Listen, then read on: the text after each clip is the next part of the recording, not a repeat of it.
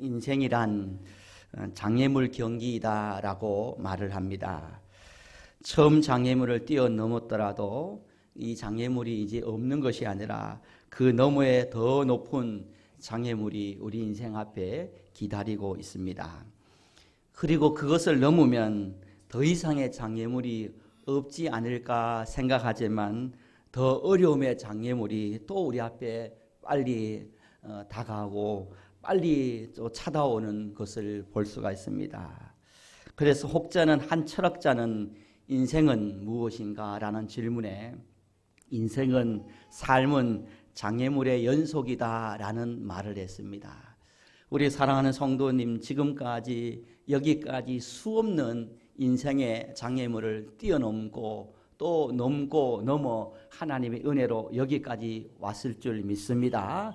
여기까지 인도하신 하나님께서 앞으로 여러분이 넘어야 될 모든 장애물도 주님께서 주신 능력으로 넉넉하게 뛰어넘을 하나님의 능력이 은혜가 여러분에게 있을 줄 믿습니다. 우리 인생을 살아가면서 우리가 크고 작은 장애물을 만납니다. 이 장애물 때문에 여러분 참 많이 아파했던 또 눈물을 많이 흘렸던 그런 시간들이 있을 것입니다. 그 장애물 때문에 나를 너무 힘들게 했고 우리 가정을 너무 힘들게 했고 우리의 관계에 너무 힘든 그런 시간, 나를 괴롭게 했던 일들이 참 많았을 것입니다. 또 그 장애물 때문에 너무너무 답답해서 가슴을 치며 또 답답해했던 그런 시간도 있었을 것입니다. 또 그 장애물 때문에 어떻게 저 장애물을 넘어야 될까 정말 좌절하며 하염없이 눈물을 흘린 적도 있었을 것입니다. 또한 그 장애물 때문에 삶에 너무너무 불편함이 많아서 어렵게 공고한 삶을 살아왔던 시절도 분명히 있었을 것이라는 것입니다. 여러분, 그런데 가만히 여러분 삶을 돌아보면요, 우리의 모든 삶의 장애물이 내 안에 아닌 내 밖에 모든 바라보고 생각하는 것들이 장애물로 생각하고 또 바라봤던 적이 많았을 것입니다. 그런데 우리가 가만히 보면요, 그 장애물은요, 내가 보여지는 그것이, 내가 들려지는 그 소리가 장애물이 아니라 가만히 보면 그 장애물은 내 안에 있었다라는 것을 발견할 때가 너무 많습니다. 세계적인 전도자 무디에게 어떤 사람이 찾아와서 무디 선생님에게 이런 질문을 합니다. 선생님, 어떤 사람이 당신에게 가장 큰 장애물이 되었습니까? 라는 질문을 했습니다. 선생님에게 어떤 사람이, 어떤 일이, 무엇이 가장 큰 장애물이 되었습니까? 라는 질문에 이 무디 선생님은 조금도 지체하지 않고 조금도 고민하지 않고 그 어떤 사람보다, 다른 누구보다, 다른 어떤 일보다 자기 가슴을 치면서 자기 가슴을 두드리면서 나였습니다 라고 이야기했습니다. 무디라는 작자 때문에 가장 골치를 썼고 가장 힘들었고, 무디라는 나 때문에 마음이 아팠고, 무디라는 나 자신 때문에 너무너무 힘든 삶을 살아왔습니다. 내 인생의 가장 큰 장애물은 그 사람도 그 일도 아니고 나의 부족한 나였습니다. 내가 죽지 못한 내 자아가, 내 쓴뿌리가 내 인생의 가장 큰 장애물이었습니다 라는 이야기를 했다라는 것입니다. 여러분, 그렇습니다. 여러분, 우리 인생의 걸림돌, 우리 인생의 큰 장애물, 우리 인생을 정말 힘들게 한 장애물은요, 누군가 그 사람, 그 일이 아니고 그 사건이 아니고 그것을 바라보는 나의 부족함이, 나의 쓴뿌리가, 나의 연약함이 내 인생의 가장 큰 장애물이었다라는 것을 우리가 깨닫고 알 수가 있다라는 것입니다. 사랑하는 성도 여러분, 우리 인생의 축복을 가로막는 장애물이 외부에 있는 것이 아니라 내부에 있는 것입니다. 여러분, 한 성이, 견고한 성이 무너지는 것은 외부의 적 때문에 무너지는 경우도 있지만 대부분은요, 내부의 혼란으로, 내부의 일로, 내부의 적들로 말미암아 그 견고한 성이 무너지는 경우가 역사적으로 더 많았는 것입니다. 우리의 신앙이, 우리의 믿음이 외부의 어떤 공격으로 말미암아 무너지기보다는, 외부의 어떤 일로 말미암아 축복이 가로막히기보다는요, 내 안의 부족함, 내 안의 연약함, 내 안의 쓴뿌리로 말미암아, 내 안의 영적 장애물로 말미암아 그 축복이 가로막힐 때가 더 많았다는 것을 우리는 하나님 앞에 부인할 수 없는 사실 중에 하나인 것입니다. 사랑하는 성도 여러분, 지금 여러분을 좌절하게 하고 여러분을 낭망하게 하고 여러분 앞에 큰 축복을, 큰 응답을 가로막는 그 장애물이 무엇입니까? 여러분 스스로에게 한번 질문을 한번 던져보시길 바랍니다. 하나님과 나의 관계 속에, 성도와 성도의 관계 속에, 가정의 형제와 자매들, 그리고 부모와 자녀, 부부간의 관계 속에 그 축복을 가로막고 있는 그 내 안의 장애물이 무엇인지를 한번 여러분 발견해 보시기를 바랍니다. 여러분 오늘 말씀을 보면요, 우리가 우리 인생을 살아가며 하나님과의 관계, 또 사람과의 관계 속에 많은 큰 장애물이 있지만 그 중에 한 장애물을 우리에게 소개해 주고 있고, 또 우리 인생에 큰 축복을 가로막는 그 장애물이 무엇인지를 우리에게 말씀을 해 주고 있습니다. 죄송하지만 우리 23절 그리고 24절을 함께 합독하실 때, 우리 23절은 여자 성도님, 24절은 남자 성도님, 이렇게 한번 함께 교독해 보도록 하겠습니다. 23절 말씀 우리 여자 성도님부터 함께 합독해 봅니다. 시작. 내가 진실로 바다에 던져지라 하며 그 말하는 것이 이루어질 줄 믿고 마음에 의심하지 아니하면 그대로 되리라. 아멘. 24절입니다. 시작. 그러므로 내가 너희에게 말하노니 무엇이든지 기도하고 구하는 것을 받은 줄로 믿으라. 그리하면 너희에게 그대로 되리라. 할렐루야. 여러분 23절을 다시 보면요, 마음에 의심하지 않으면 그대로 되리라 라는 말씀이 있습니다. 의심이란 단어를 한번 깊이 성찰해 보시길 바랍니다. 주님은 축복을 가로막는 그 가장 큰 장애물이 바로 의심이라고 말하고 있습니다. 의심이라는 장애물 때문에 어떤 일이 일어나느냐, 그대로 되지 않는, 응답이 없는 그러한 일이 일어난다라는 것입니다. 여러분 또 23절을 보면요, 24절을 보면요, 받은 줄로 믿으라. 그리하면 너희에게 그대로 되리라. 받을 줄로 믿고 받은 줄로 믿으면 그대로 되는데, 우리는 받은 줄로 받을 것을 믿지 않는 의심 때문에 그대로 되어지는 축복이 우리에게 임하지 않는다라는 것입니다. 여러분 23절과 24절 말씀에 공통적으로 내포하고 있는, 함축하고 녹아있는 말씀의 의미가 무엇입니까? 한마디로 말하면 의심이라는 단어를 넣을 수가 있다는 것입니다. 여러분 삶에 그대로 되는, 그대로 될지어다, 그대로 되어지는 하나님의 기적과 축복이 있을 줄 믿습니다.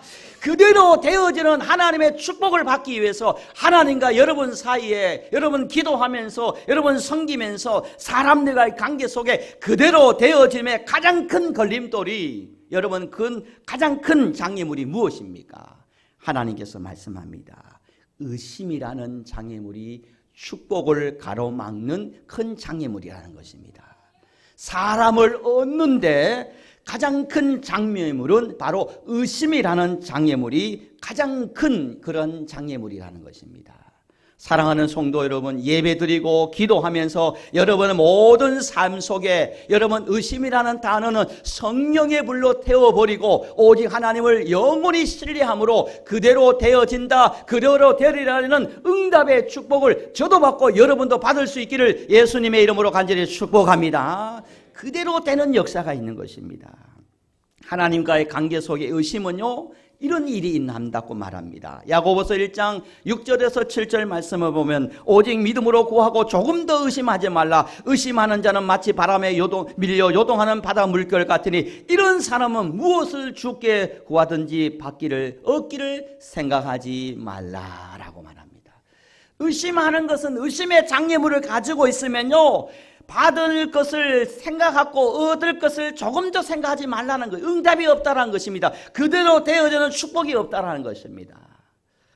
여러분 찬송가 545장을 보면요, 이 눈에 아무 증거 아니 배워도 믿음만을 가지고 늘 걸으며 이 귀에 아무 소리 아니 들려도 하나님의 약속 위에 서리라.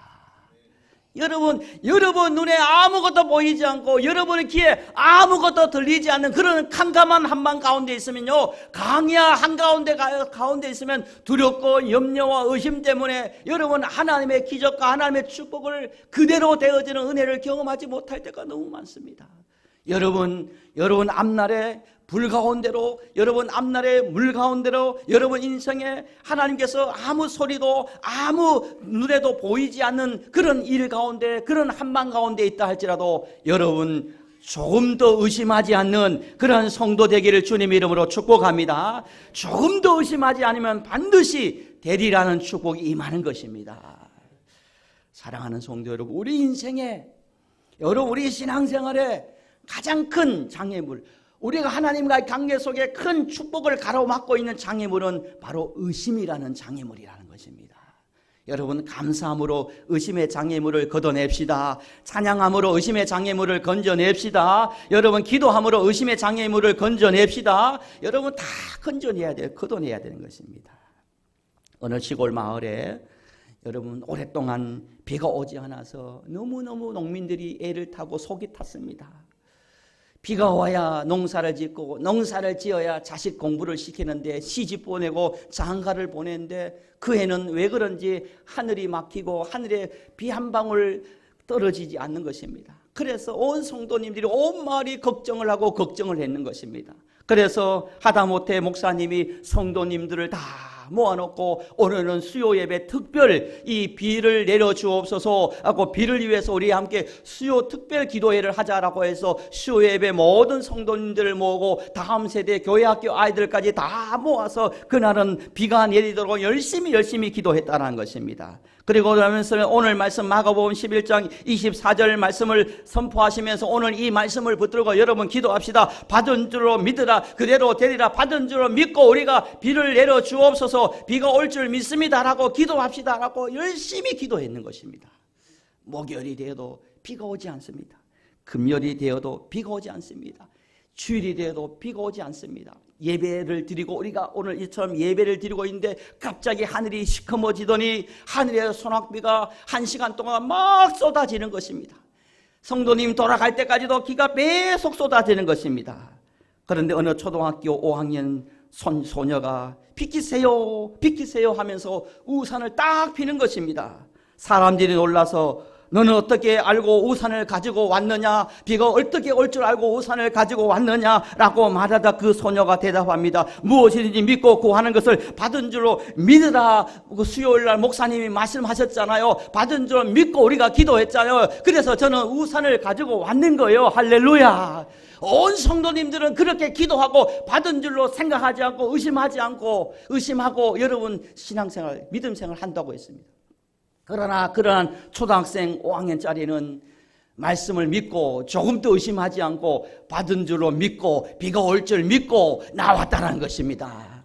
여러분 한 사람이 이 아이를 통해서 하나님의 영광을 드러내고 역사가 임하는 것입니다. 사랑하는 성도 여러분, 이 신앙생활을 어떻게 하고 있습니까? 여러분 받은 줄로 믿고 여러분 조금 더 의심하지 않고 여러분 신앙생활을 할 수 있는 그런 성도가 되어야 됩니다. 여러분 또 여러분 안에 영적인 장애물이 얼마나 많습니까? 나를 힘들게 하는 영적 장애물이 얼마나 많습니까? 지금 내 안에 하나님의 영광을 가리고 또 축복을 가로막는 그런 여러분 은혜를 쏟아버리는 그런 내 안에 장애물이 얼마나 많습니까? 어떤 성도에게는 분노의 장애물이 있을 수 있습니다. 어떤 성도님 예배드리는 이 순간도 미움에 사로잡혀 있는 미움의 장애물이 여러분의 응답과 축복을 은혜를 가로막는 그런 성도도 있을 것입니다. 상처의 장애물, 또 의심의 장애물, 불신의 장애물, 낙심의 장애물, 그리고 절제하지 못하는 그런 영적 장애물, 각자 각 사람에게 그 은혜와 축복과 영광을 가로막는 그러한 영적인 장애물이 하나씩 있을 것이라는 것입니다. 우리는 이 장애물 때문에 하나님께 온전한 예배대로 가는데 여러분 부족함이 있을 수 있습니다. 또 우리가 드려질 예배가 하나님께 상달되어지는 가정 속에 나의 이러한 영적 장애물 때문에 우리의 예배가 상달되지 못할 때도 있을 것입니다. 또 응답이 되지 않을 때도 있습니다. 사람을 잃어버릴 때도 있을 것입니다. 응답이 늦어질 때도 있을 것입니다. 그래서 사도 바울은 이렇게 고백합니다. 오라 나는 공고한 사람이다. 누가 나를 이 사망의 몸에서 구원하랴라고 고백을 합니다. 내 이 장애물 때문에, 넘지 못하는 이 장애물 때문에, 축복을 가로막는 장애물 때문에 내가 너무 힘들어한다. 이 사망에서 나를 건져달라 기도를 했다는 것입니다. 사랑하는 성도 여러분, 인생에 장애물이 없는 삶이 축복이 아닌 것입니다. 내 앞에 있는 장애물을 뛰어넘을 수 있는 믿음이 있는 것이 여러분 축복인 것입니다. 여러분 저와 함께 고백했으면 좋겠습니다. 인생에 장애물이 없는 것이 축복이 아니다. 장애물을 뛰어넘을 수 있는 것이 축복이다. 장애물을 뛰어넘을 수 있는 것. 여러분 인생에 장애물을 없애주세요. 장애물이 없는 것이 마치 축복인 것처럼 우리가 비신앙적으로 살아갈 수 있습니다. 여러분 그렇습니다. 우리 인생에 장애물이 없는 것이 여러분 축복이 아니라 그 장애물을 뛰어넘고 그 장애물을 넘을 때 그것이 축복의 사람이 되는 것입니다. 여러분 이번 한 주간 세상으로 파송합니다. 여러분을 가장 힘들게 한 영적 장애물이 무엇입니까? 여러분 이것을 믿음으로 뛰어넘고 감사함으로 뛰어넘고 찬양으로 뛰어넘고 긍정의 신앙으로 뛰어넘고 조금 더 의심하지 않는 신앙으로 오늘 말씀을 붙들고 내가 의심하지 않으면 그대로 된다. 아멘입니까? 그대로 된다. 아멘입니까? 그대로 되리라 라는 이 의심하지 않는 믿음으로 이 모든 장애물을 없애고 여러분 삶 속에 가정에 올 한 해 그대로 되어지는 그런 열매도 있고 축복도 있고 축복의 성도로 여러분 하나님의 영광을 드러낼 수 있는 우리 모든 성도님들 되어지기를 예수님의 이름으로 간절히 축복합니다. 아버지 하나님 감사합니다. 오늘 또 우리를 예배자로 세워주시고 우리 인생의 장애물을 피하고 또 포기하고 또 좌절하는 그런 신앙이 아니라 그 장애물 때문에 힘들어하고 죄를 짓고 원망하고 불평하는 성도가 아니라 또 내 인생의 모든 장애물을 외부의 누구 탓으로 돌리는 것이 아니라 나의 부족함이거나 나의 연약함이거나 내 탓으로 여길 수 있는 성숙한 신앙으로 내 안에 우리 모든 둘러싼 장애물을 뛰어넘어서 더 하나님의 큰 은혜와 축복과 섭리를 깨달을 수 있는 우리 모두가 되어지도록 역사하여 주옵소서. 이번 한 주간도 오늘 말씀을 붙들고 나아갑니다. 하나님 마음에 의심하지 아니하면 받은 줄로 믿으라. 의심하지 않으면 그대로 되리라 라고 말씀합니다. 그대로 되는 자는 의심하지 않는 자임을 기억하며 이번 한 주간 올 한 해 그대로 되리라는 축복이 우리 교회에 우리 성도님 가정에 자녀들에게 또 사업장에 되어지는 축복이 있도록 역사하여 주옵소서. 우리의 생각이 우리의 삶을 우리의 운명을 결정한다는 것을 기억하며 믿음으로 아버지 말씀으로 생각하여서 하나님 그대로 되는 축복의 인생 되어지도록 역사하여 주옵소서. 하나님 하셨고 하나님 하실 줄 믿으며 이번 한 주간도 하나님께는 전심으로 또 사람에겐 진심으로 감동해 하나님을 즐거워하는 영화롭게 하는 삶을 살아가도록 역사하여 주옵소서. 감사합니다. 예수님의 이름으로 기도드리옵나이다. 아멘. 우리 찬